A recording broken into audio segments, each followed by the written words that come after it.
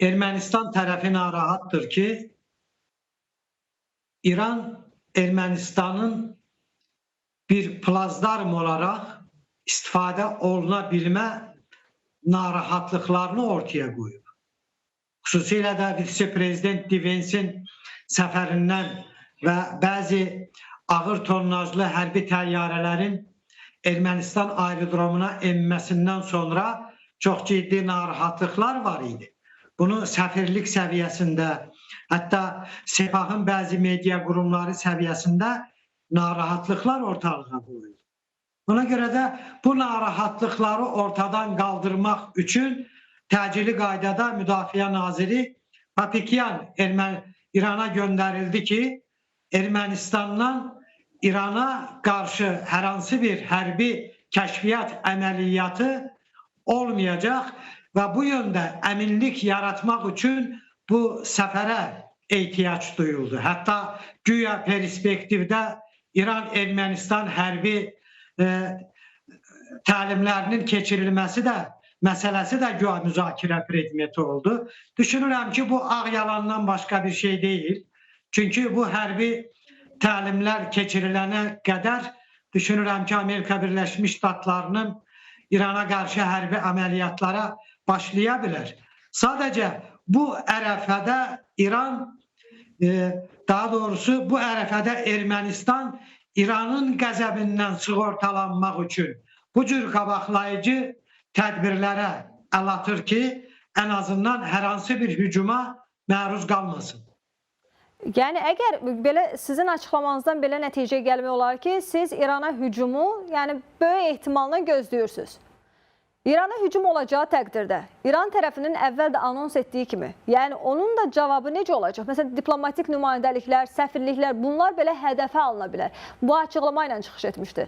Sizcə, bəs açıqlama ilə yanaşı, paralel olaraq bu addım reallaşarmı?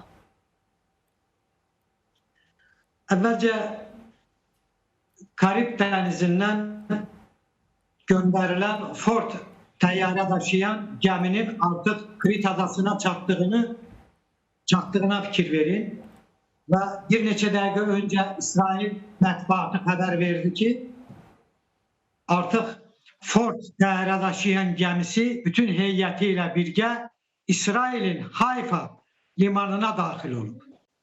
Bilirsiniz ki, bu Ford təyyarə daşıyan gəmisi birbaşa İsraili və İsrailin qonşuluğunda olan digər ABŞ-ın bazalarının yerləşdiyi İordaniya, Səudiyyə Ərəbistanı və digər dövlətləri, Qətər kimi dövlətləri qorumaq üçün bu əraziyə yerləşdirilib.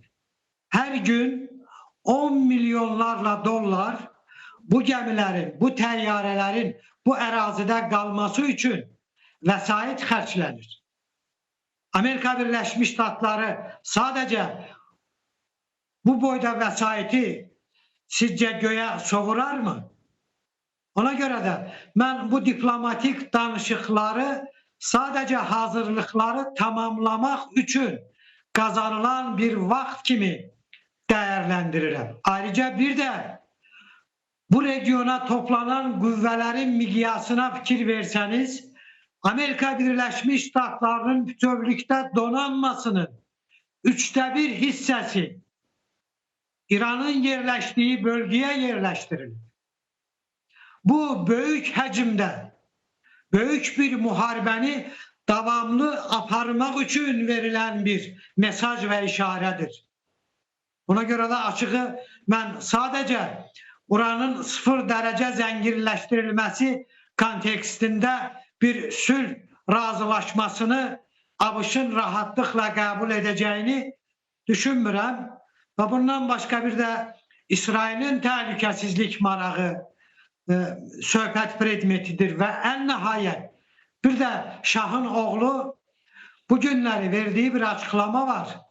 O bildirir ki, daha doğrusu son Tehranda universitetlərin tələbələrinin yenidən etiraza başlamasını təqdir etməklə bildirir ki, artıq atamın ruhu şaddır. Ona görə ki, zamanında onu devirən İran xalqı çox yaxın zamanda yenidən bu istibdad rejimini devirəcək və İran sabitliyə qovuşacaq.